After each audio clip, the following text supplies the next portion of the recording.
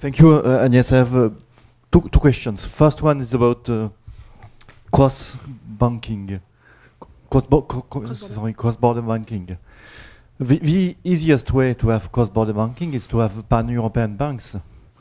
And do you share this view? And if yes, why is there no progress? Why don't national banks never merge? Is it about regulation, about misinterpretation of the principle too big to fail? And it's the first question. The second one is about your expenditure path and this proposal that it could be determined by the budgetary independent committee. So I have been member of Haut Conseil des Finances Publiques since the very beginning of this committee. And I cannot imagine that even a reshuffled committee without any political legitimacy could determine the path of the public expenditures, which is the responsibility of members of parliament, the first responsibility of members of parliament. So from a democratic point of view, does it fly? Does it work? Okay. Shall I answer immediately? So cross-border banking, our interpretation is that today there is a lot of ring-fencing of capital and liquidity that prevents the emergence of pan-European banks.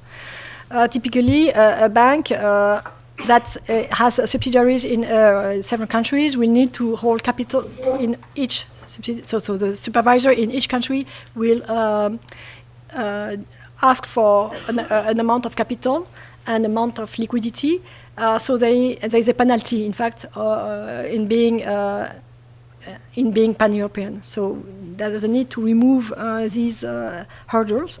On the expenditure path, so we had many times this question. Today, you have the SGP with an over-determination of fiscal policy, if you think it. You have a rule on the structural deficit, a rule on the deficit, a rule on the spending already, and a rule on the debt.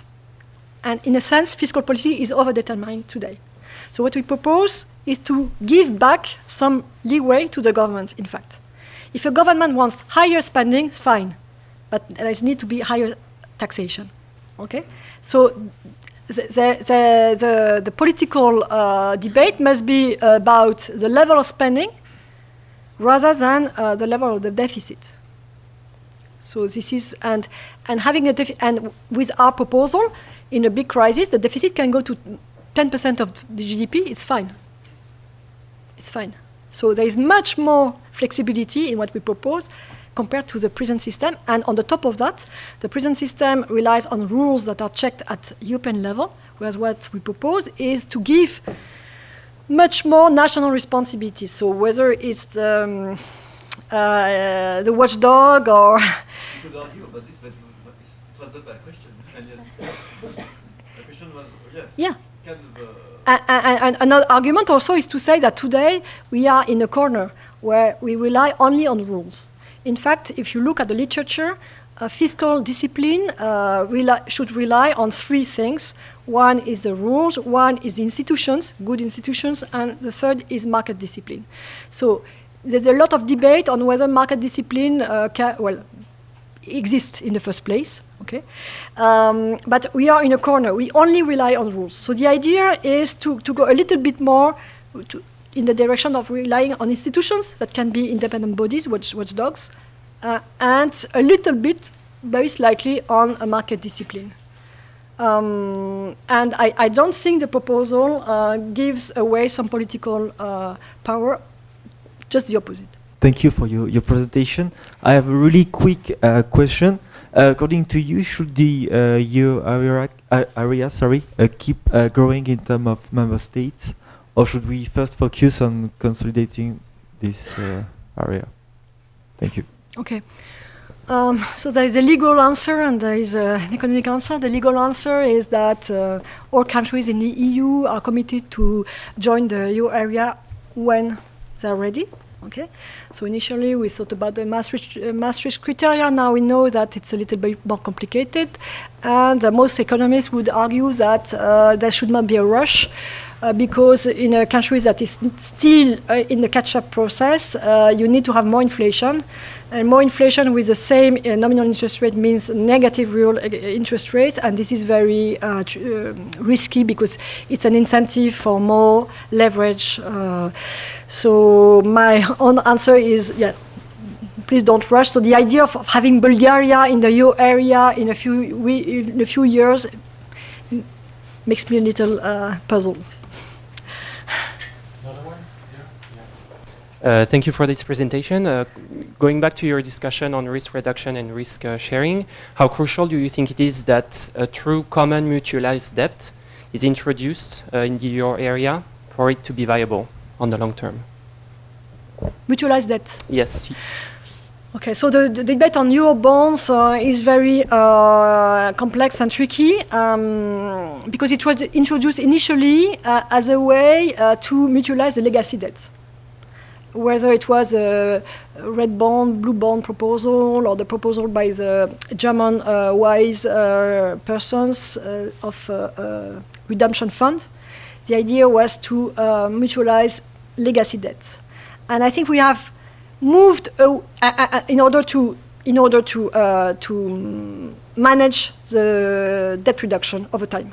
Okay, and we have moved away from this initial debate. First, to say that, and from a political point of view, it's very difficult to sell anything that has to do with legacy. A politician wants to look at the future, not at the past.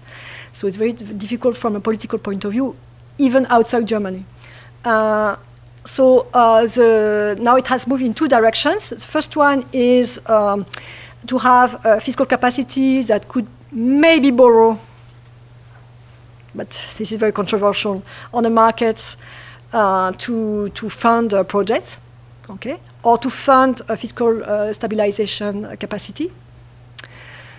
Like we have, in fact, we already have the Eurobonds with ESM is borrowing on the market, and these are Eurobonds, and even the European Commission is borrowing on the market.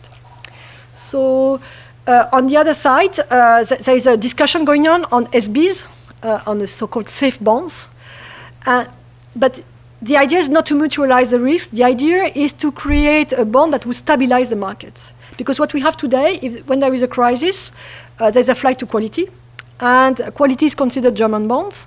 So this increases the spreads automatically within the euro area, and this is very toxic. So the idea to have a safe bond, so-called safe bond, that is constructed based on the national government bonds, in order to stabilize the system. When there is a risk, there would be a flight to quality to this composite bond, which would not be destabilizing. The idea here is not to mutualize the risk on the bonds, because the safe bond could be structured in a sense that there would not be any mutualization. But the idea is more financial stability. I think the old ideas are perhaps not dead, but not very lively today. So, okay, thank you, Agnès, for this very clear presentation. My question is, it seems appealing your idea to have a more, to clarify the competencies of each authorities and have each authority's policy target clearly identified with less overlap. But at the same time, we know that from a theoretical point of view, there is a lot of interaction between the short run and the long run, and that we don't understand very well those interactions, and that they matter a lot. So we need also coordination between the different targets, and it can be useful in a sense to have some confusion. I mean that people that have to fix one target look also at the long-term perspective or things like that. So how do you see these trade-off? So I come back to this. So the problem today we have is, for instance, vocational training. in 2017. So there was a recommendation in favor of vocational training to France, and the same year, I think, to Slovakia. And Slovakia was not considered in excess imbalances. So the same recommendation was given in blue for Slovakia and in green for France. It's like the Commission saw a new train, a faster train, starting with the MIP, and they tried to put things on this train because they thought it would go faster, because there could be sanctions at the end. Okay? And I don't think this is the correct way to allocate the responsibilities. So I agree that there is a lot of spillover. For instance, if there's no, well, you know that the growth path of Italy is very striking and frightening. Okay, so if there is no growth resumption in Italy at some point, there will be a problem for financial stability. So you could argue that everything should be put under the financial stability heading. But in a practical sense, I don't think this is operational. Why? Because if you want to reshuffle some, to make some big structural reforms, it takes time. So you need to have a multi-year window with a specific monitoring of that, with maybe funds coming from the, as the Commission is proposing, funds coming from the Commission to, for instance, to train people, to from the administration, things like that. Okay. So I agree that there are spillovers, but from a practical point of view of policy making, I think it's good to disentangle those instruments that can be changed at the margin, that pertain to a macro imbalance procedure like minimum wage taxation, or to macroprudential policy like countercyclical capital buffers, from structural reforms that pertain to another schedule, and it needs to be monitored differently, in my view. It doesn't make sense repeating every year the same recommendations and then counting which recommendations have been followed. It's not the correct way to do it. Thank you. Yes, I have two questions. The first one is about this excessive imbalance. France is the same group with Cyprus, Italy, and so on, according to the European Commission. But at the same time, the spread in the interest rate is very low between Germany and France. So why? There is this gap. And my second question is about the diversification of sovereign bonds. Do you consider that the risk-weighting assets on Greek sovereign bonds should be higher than on risk-weighting assets on the German bonds in the Eurozone? If there is such differences, is it not the risk of a fragmentation of the Eurozone? Okay, so I think it's very difficult to have a robust model of spreads, because we know that markets underreact and that they overreact. If you look at spreads before the crisis, there were virtually no spread between Greece and Germany, and suddenly they exploded. And then after the whatever it takes, they came down. So it's very difficult to put this in econometric estimation. Probably, so the spreads are linked more to fiscal deficit than to external deficit, because still euro area countries borrow in euro. And whether they are right or not, the markets consider still the French government to be solvent.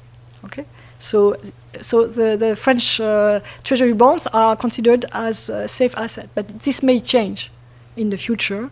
Today, it's not the case. We have a big problem in Europe, the fact that the German debt is declining very, very, very fast. So there is a problem of what would be the safe asset if the German bonds disappear.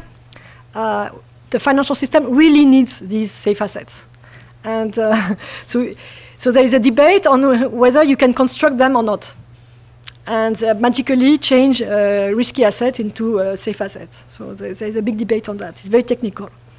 On the second question, we are not advocating risk weights on government bonds.